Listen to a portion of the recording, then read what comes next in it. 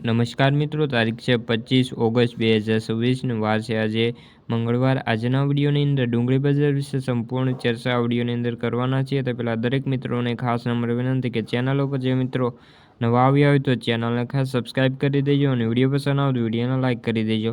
તો મિત્રો, ડુંગળીમાં તેજીની બ્રેક લાગ્યા પછી વેચવાલી વધશે તો ભાવમાં થોડો ઘટાડો આવી શકે છે। ખાસ કરીને ગુજરાતમાં સારી ક્વોલિટીના ડુંગળીના ભાવ 600થી લઈને 700 રૂપિયા પ્રતિ 20 ગ્રામે 20 કિલોએ બોલાયા છે। ખાસ કરીને વાત કરીએ તો ડુંગળી બજારમાં શનિવારે ભાવ સરેરાશ સ્ટેબલ રહ્યા હતા અને તેજીની બ્રેક લાગી છે।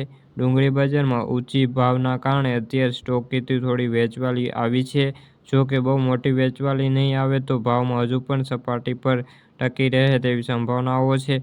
ગુજરાતમાં સારી ક્વોલિટીના ડુંગળીના ભાવ 20 કિલોના 600થી લઈને 700 રૂપિયા સુધી અત્યારે બોલાઈ રહ્યા છે અને કેન્દ્ર સરકાર દ્વારા આગામી દિવસોની અંદર કોઈ મોટા પગલાં ન લેવામાં આવે તો ભાવ હજુ પણ સ્ટેબલ રહેવાની સંભાવનાઓ છે।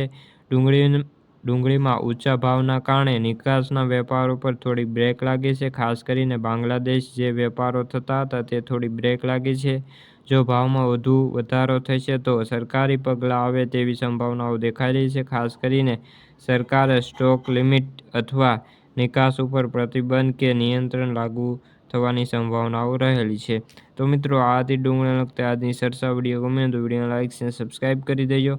ફરી મળીશું નવા વિડીયો સાથે, ત્યાં સુધી બધા મિત્રોને જય જવાન જય કિસાન।